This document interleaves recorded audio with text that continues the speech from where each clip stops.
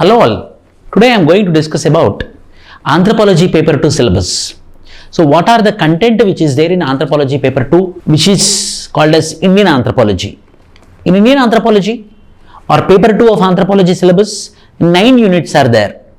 First unit consists of 1.1, 1.2, 1.3. Second unit, third unit consists of 3.1, 3.2, 3.3, 3.4. Fourth unit, then fifth unit have 5.1, 5.2, 5.3, sixth unit 6.1, 6.2, 6.3, seventh unit 7.1, 7.2, 7.3, eighth unit 8.1, 8.2, and ninth unit 9.1, 9.2, 9.3. In this way, there are 9 units, and for every unit there are subunits. So here I will be decoding you what are the contents which are present in this particular paper number 2. So first coming to unit number 1. 1.1, 1.2, 1.3 are there, and the first unit consists of mainly prehistoric sites of India, prehistoric phases of India, like Paleolithic phase, Mesolithic phase, Neolithic phase, Chalcolithic phase, archaeological phases we will be discussing here. In Paleolithic, we will be discussing about lower Paleolithic, middle Paleolithic, upper Paleolithic. In Mesolithic, we will be discussing about middle Paleolithic. In Neolithic, we will be discussing about Neolithic. Lithic means stone ages. So, different varieties of stone ages. Then from Chalcolithic, copper is added. Hence, it is called as metal ages. In this way, we will be understanding about the archaeology in different phases of ages. Then we come across proto-history, means which is the age is called as Indus Valley civilization. Everything about Indus Valley civilization, what are the features of Indus Valley civilization, how the Indus Valley civilization got extinct, these all things we will be discussing in this particular Indus Valley civilization. So that particular Indus Valley civilization age is called as Harappan age or Harappan site. Before Harappa it is called as pre-Harappa, Harappa, post-Harappa. In this way, we will be understanding about pre-Harappa sites, Harappan sites and post-Harappan sites, and contributions of tribal cultures to Indian civilization. Contributions of how the tribals had been contributed in the evolution of Indian civilization. These are the topics. So, mainly 1.1 is called as Indian archaeology. So, 1.1 can be understood as Indian archaeology. Then coming to 1.2, it is called as paleoanthropological evidences with special reference to 3 fossils we have to understand. One is called as Ramapithecus, other is called as Shivapithecus, and other is called as Narmada man. So what is this Narmada man? What is this Ramapithecus? What is this Shivapithecus? Which is called as Indian fossils. These are called as Indian fossils. Whether evolution of man happened in India or not, we will be discussing in this 1.2. Then coming to 1.3, it is called as ethnoarchaeology. Ethnoarchaeology is very interesting topic, this one. Then we will be understanding culture parallels and culture survivals in hunting, foraging, agriculture, pre-agriculture level of societies. In this way, here the most important topic will be ethnoarchaeology, then concept of culture parallels, culture survivals, comparing with different examples we will be doing in this 1.3 unit. So 1.1 is called as Indian archaeology, 1.2 is called as Indian fossils, 1.3 is called as ethnoarchaeological concepts. Then coming to the second topic or second unit, which is called as demographic profile of Indian population. Here we will be understanding about the ethnic population, the linguistic population in the India. So ethnic elements like Risley's elements, Guha's elements, Hudden's elements, linguistic elements means Rogeri and Grierson elements we will be discussing in this particular unit number 2. Mainly how the Indian population has been divided based upon the ethnicities and how the Indian population has been divided based upon the language is being studied under unit number 2, and Indian population, factors responsible for Indian population, and what is the structure of Indian population and how the Indian population has been evolved. You know, from 1951 to 1981, you know, the growth of Indian population is exponential. So what are the factors which are responsible for this exponential growth of Indian population? Which means in unit number 2, we mainly understand or we mainly discuss about Indian population. Understanding and studies about Indian population is part of unit number 2. Then coming to unit number 3, which is a combination of 3.1, 3.2 and 3.3. 3.1 is called as, it is traditional Indian social system. It is called as traditional Indian social system. In this, we will be studying about Varnas. Here, we will be understanding about Varnas, Ashramas, Purusharthas, Dharmartha, Kama, Moksha, Karma, Rina and Rebirth. So, complete traditional Indian social system we will be studying in 3.1, and in 3.2 we will be studying about exclusive caste system, how the caste system has been evolved, what are the theories of evolution of caste system in India, dominant caste, Jajimani system, as well as tribe caste continuum. These are all the topics which we will be discussing in this particular 3.2, as well as present caste system, future of caste in India and caste mobility. This all will be covered in 3.2. So 3.2 is about caste system, and 3.3 we will be understanding about the concept of sacred complex, and we will be understanding about the interesting topic which is called as nature man spirit complex. Coming to 3.4, it is impact of Buddhism. It is about the impact of Buddhism, impact of Jainism, yes, Jainism, Islam and Christianity on Indian society. Impact of Buddhism, impact of Jainism, impact of Islam and Christianity on Indian society. This constitutes unit number 3. So unit number 3.1, traditional Indian social system. What are Varnas? Brahmana, Kshatriya, Vaishya, Shudras, Ashramas, Brahmacharya, Vanaprastha, Grihastha and Sannyasa ashramas, Purushartha, Dharma, Artha, Kama, Moksha, Rina, Devarina, Pitrurina, Rishirina, and in that way, Guru, we will be understanding about different Rinas, rebirth concept, as well as Purusharthas in 3.1. 3.2 is about caste system. 3.3 is about nature man spirit complex as well as sacred complex concept, and 3.4 is about impact of Buddhism, Jainism, Islam and Christianity on Indian society. This is about unit number 3. And coming to the unit number 4, it is about, the unit number 4 is about,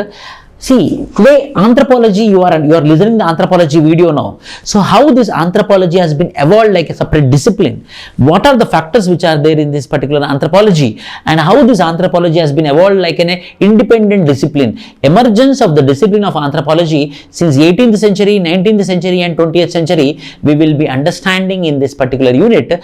And who are the American anthropologists, who are British anthropologists, who are Indian anthropologists responsible for evolution of Indian anthropology, we will be understanding in this particular unit. So in the 18th century, 19th century, 20th century, how there is contribution of various anthropologists, mainly from British, mainly from America, mainly from India. So who are the anthropologists? Like British anthropologists like Verrier Elwin, like Hemmondorf, American anthropologists like Robert Redfield, as well as Indian anthropologists like we have Nirmal Kumar Bose, we have D.N. Majumdar, we have L.P. Vidyarthi. So how this 3 countries anthropologists are responsible for evolution of anthropology in India, that we will be discussing in unit number 4. And next is unit number 5.1, 5.2 and 5.3. Very interesting unit. So 5.1 mainly talks about Indian villages. So Indian villages, what is village study? What is the significance of Indian villages? So everything about the villages we will be studying in 5.1, and in 5.2 we will be discussing about minorities. In 5.3 we will be discussing about the factors which are responsible for social change, like Sanskritization, Westernization, modernization, how there is an interplay between the great tradition and little tradition which is responsible for social change, how media, globalization and Panchayati Raj is responsible for social change. So 5.1 is about Indian villages, 5.2 is about minorities, 5.3 is about social change. So see here, 5.1 mainly talks about Indian village studies, significance of village study in India, Indian village as a social system, traditional and changing patterns of settlement and intercaste relations, agrarian relations in Indian village, impact of globalization on Indian villages. These are all the topics which are there in 5.1. And coming to 5.2, it is who are the linguistic, who are the linguistic minorities, who are the religious minorities, their social, political and economic status. So 5.2 is about minorities, as I told you earlier, and 5.3 is about indigenous and exogenous processes of cultural change, how the culture is getting changed, that is Sanskritization, Westernization, modernization, and the interplay of little and great tradition, how Panchayati Raj and media are responsible for social change, that we will be discussing in 5.3. So 5.1 is about Indian villages, 5.2 is about minorities, 5.3 is about social change, like Sanskritization, Westernization, Modernization.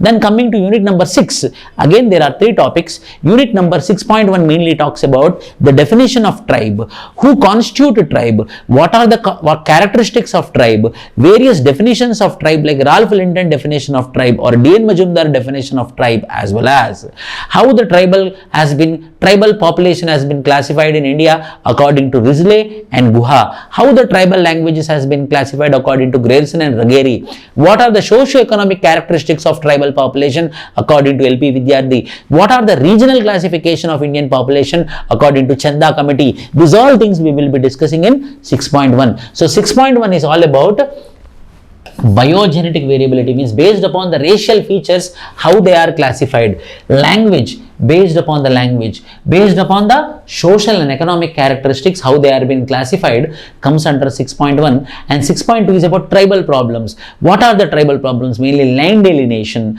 low literacy and poor educational facility, unemployment and underemployment, as well as health and nutritional problems, and the biggest problem is poverty. So these are the problems of tribal communities we will be discussing in 6.2, which is land alienation, poverty, indebtedness, low literacy and poor educational facility, unemployment, underemployment. These all things we will be discussing under 6.2. And coming to 6.3, development projects and the impact on the displacement problem. So because of development, how the development displacement is happening, like how irrigation projects are responsible for development displacement, how power projects are responsible for development displacement, how national highways are responsible for development displacement. So how the development is responsible for displacement we will be discussing in 6.3. So summary is 6.1 is understanding of tribe, 6.2 is about the problems of tribe, number 3, 6.3 is about how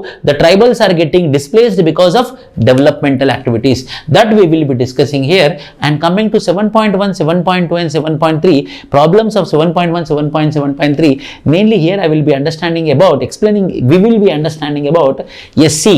What are the problems of SC? What are the problems of ST? What are the problems of other backward classes? And what are the constitutional safeguards which are there for SC, ST, OBC? We will be studying in 7.1. And coming to 7.2, social change and contemporary tribal societies, how the social change is happening in tribal societies, like impact of democratic decentralization like 73rd and 74th Constitutional Amendment Act or PESA Act or Forest Rights Act or Panchasheel, how it is responsible for social change which is happening, and development programs and welfare measures for the development of STs. So what are the various government developmental programs for the welfare of STs we will be studying in 7.2. So 7.1 is about SC, ST, OBC. 7.2 is about how the social change is happening in tribal communities, mainly because of democratic decentralization as well as various government schemes we will be discussing in 7.2. And 7.3 is all about ethnicity. It is about ethnicity, ethnic conflicts and political developments, and how unrest among the tribal population is responsible, how regionalism and demand for, how regionalism means Khalistan movement or Greater Nagalim, how the regionalism problem is responsible for more tribal populations problem or pseudo-tribalism, social change among the tribes during British times, after British times, how the social change is happening in tribal population will be studied under 7.3. So 7.1 is about SC, ST, OBC, 7.2 is about the social change which is happening in tribal population mainly because of democratic decentralization and government schemes, and 7.3 is all about ethnicity, ethnic conflicts, regionalism, pseudo-tribalism, and how the social change has been happened in British times and in post-British times will be studied under 7.3. And 8.1 and 8.2, 8.1 is about impact of Hinduism, impact of Buddhism, impact of Christian and impact of Islam on tribal societies. So this Hinduism, Islam, Christianity, Buddhism, how they are responsible for social change among the tribal societies, we will be understanding 8.1. And 8.2 is more interesting, tribe nation state. What is the concept of tribe nation state and comparative analysis of tribe nation state of India with other countries like United States of America, Australia, Africa, Russia and China. We will be comparing the concept of tribe and nation state. In this way, 8.1 is about the impact and 8.2 is about the concept of tribe, nation, state. And the last unit of paper 2 is 9.1, 9.2, 9.3. 9.1 is about history of tribal administration, tribal policies, tribal programs, everything. Complete history of tribal administration, tribal policies and tribal programs for the welfare and the development of tribal population is the first topic. This is the first topic. And the second topic is about primitive tribal groups or particularly vulnerable tribal population, their distribution and their special programs for their development. And the third topic is role of NGOs in tribal development. Who are NGOs? What are the characteristics of NGOs? And what is the role of NGOs in tribal development? So 3 topics are there in 9.1. And coming to 9.2, what is the role of anthropology in tribal and rural development? What is the role played by the anthropology in tribal development and rural development? 9.3 is about contributions of anthropology to the understanding of regionalism, communalism, ethnic and political movements. So in order to understand regionalism, in order to understand communalism, in order to understand ethnic and political movements, what is the role played by anthropology? Contributions of anthropology. So that means the 9th unit is all about application. In 9.1 we will be understanding the historical tribal administration, tribal programs, tribal policies, as well as particularly tribal groups, as well as role of NGOs in tribal development. And 9.2 is about role of anthropology in tribal and rural development.